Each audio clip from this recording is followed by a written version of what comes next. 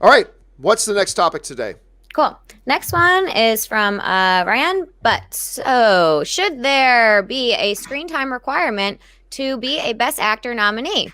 Anthony Hopkins not only was nominated, but won Best Actor at the 1992 Oscars for being in only 16 minutes of Silence of the Lambs, and JK Simmons, who had way more screen time in Whiplash, got relegated to Best Supporting Actor category. Hopkins wasn't even the main characters in his movies.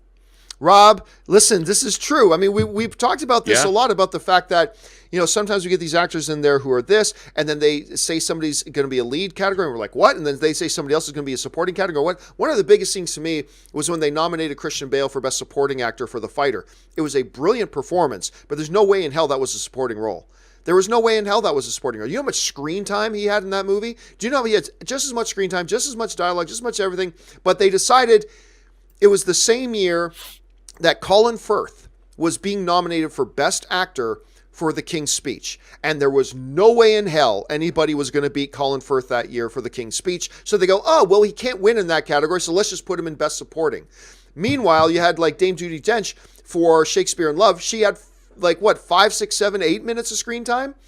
And that was good enough for supporting actress. Are we at a point that we should just say, look, there is a definitive rule.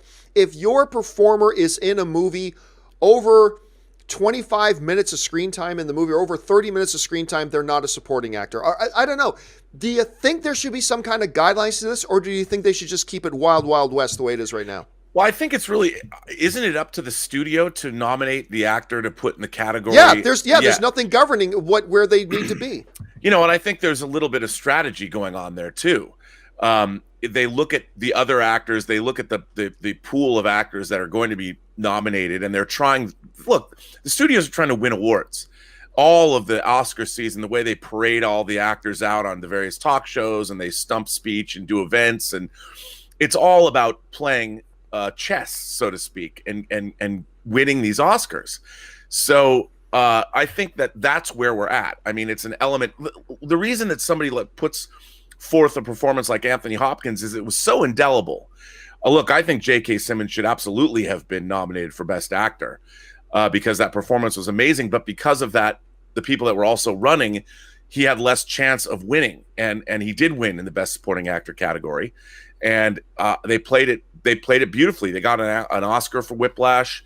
So it really is, I think, up to the studios to decide who and what they're nominating the actors for, even though it's sort of weird. I mean, if you made rules like with screen time, I don't know. I just think it's all a great performance is a great performance. And if they want to put him up for supporting or they want to put him up for Best Actor, I think that's fine. Nonsense. No, look, then what's the point? Why not just have Best Director and also Best Director of a movie with the letter M in the title? Like, what? Like, and so you can, hey, my movie has the letter M in the title. Well, I can nominate you for Best Director or for Best Director with the letter M in the title of your movie. Where is what's the point of a Best Supporting Actor category if you're not going to have guidelines saying this? Because why not? Hey, look, Robert De Niro, this year's a real tough category in Best Actor. Can you put me in the Best Actress category? Because I think I got a better chance of winning over there. No, you differentiate them. You have rules governing what is this category. And I think if you're going to have an awards, then if you get the studios the option, it goes, I just think we have a better chance in winning at that one. So even though there's no way our guy is a supporting actor, let's put him over in this one here so he can get the win. Then that devalues, in my opinion at least, right? It devalues the worth of the award if there's not even any guidelines. If you're going to say there is a difference between a lead actor and a supporting actor, which you are saying if you create two separate categories. So if you are saying there are two fundamentally different things, a lead performance and a supporting performance, and they're two fundamentally different things, then give some direct guidelines that say, well, if you're saying and insisting they're two distinct things, tell me what the distinctions are, and then don't give the studios the choice. Like, it's like, if your guy's a lead actor, he's a lead actor. You don't get to undermine and take away, because this was my big thing about the Christian Bale situation, right? Andrew Garfield was a supporting actor that year in The Social Network. And there is no way in hell he shouldn't have been nominated for his performance in The Social Network. Hell, I thought he should have won Best Supporting Actor for that. But because the studio just had willy-nilly their own choice to say, we're going to put we're going to say Christian Bale's a supporting actor. Now you've got guys who actually did do supporting actor performances that year, not get a chance to be nominated because they shuffled off a guy who was a lead actor because he didn't want to deal with the heavier competition. That to me is unfair. That to me makes no sense. If you're going to say these are two distinct things to the point that you make two different awards, then say what the differences are and make the studios abide by them. I mean, I don't know. Is that crazy? Well, I think that, look, you can't, the idea that a film is going to be an Oscar contender is not something anybody knows until they've seen all the rest of the movies that come out that year. And I think that the Oscars are sort of if you get into that rarefied group,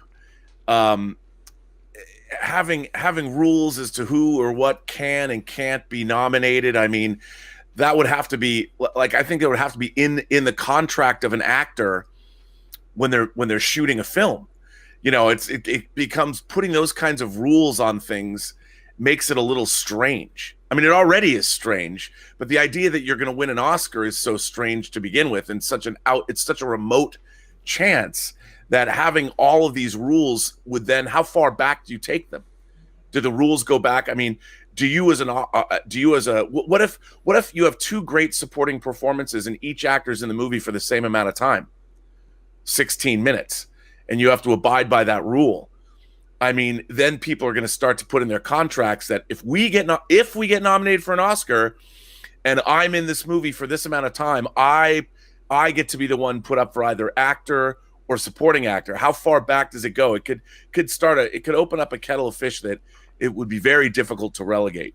I don't know. I think that's a slippery slope argument that I do not buy into. It's a simple, like what they do with the March Madness sometimes when they're ranking, as a sports analogy, trying to rank who gets in. There's a thing that sports analysts call the eyeball test. It's a simple eyeball test. When you as a person look at two teams playing, you can just tell which one's the better team. I think there's a simple eyeball test here that the Academy should have the ability, and particularly like the actors branch of the Academy should have the ability to say, hey, look, we're not stupid. That role was not a supporting role. It does not pass the eyeball test. It is clear. And if we're going to have two separate categories, then you have to treat them as two separate things. They have rules governing what can qualify for best song at the Oscars. They have rules for that as to what is eligible and what is not eligible. Guess what? They don't give studios a choice. Hey, do you want your screenplay to be nominated for Best Original Screenplay, or do you want it to be nominated for Best Adapted? They're two separate things, so they have rules to say whether something qualifies for one or qualifies for the other. I just think you need to do the same thing, or get rid of the Best Supporting Actor category. If you're saying, as an Academy, that there really is no difference, you can put any actor in supporting or in Best Actor, then what you're saying is you might as well not have the Best Supporting Actor category. Just get rid of it. Because if there's no difference. By going by what you just said, the eyeball test, let's look at Whiplash. Whiplash was about the Miles Teller character. He was the lead in the movie. You couldn't call, even though JK Simmons was a huge character in that film, the movie wasn't about him. So he couldn't be anything really but the supporting actor. However, and I had no argument with that. Yeah. But like in Silence of the Lambs, I would say the movie really was about Anthony Hopkins and Clarice Starling and the relationship they developed, even though he only might have had a small amount of screen time. 16 minutes. But 16 minutes of screen time. But the movie's really about them. And even though he's only in the film for 16 minutes, his presence looms large throughout the whole movie. And the whole Clarice Starling's whole character arc sort of hinges on their relationship. So in terms of the eyeball test, what do you remember when you come out of Silence of the Lambs? Some people, is she a great big fat person? I mean, people do remember James Gumb in that movie. It rubs the lotion on its skin or else it gets the hose again. But you really think about Hannibal Lecter, I mean, I don't know. I just think you got to make a distinction, and you do it for all the other categories. I think you need to do it here. But we'll see what they do moving forward, because I think it's going to take a real, kind of like how The Dark Knight didn't get nominated for Best Picture. And I think that kind of became a spark point for the Academy to go, we need to open this up. We need to open it up to more than 5 nominees. Right. Where this is the big category, blah, blah. I think it's going to take something really outrageous to happen. Like, we're going to get somebody who had, an hour and 5 minutes of screen time get nominated for Best Supporting Actor. And it's going to cause everybody in the Academy to go, WTF. And then maybe we'll see some changes. Yeah. Otherwise, I think it's going to stay the same.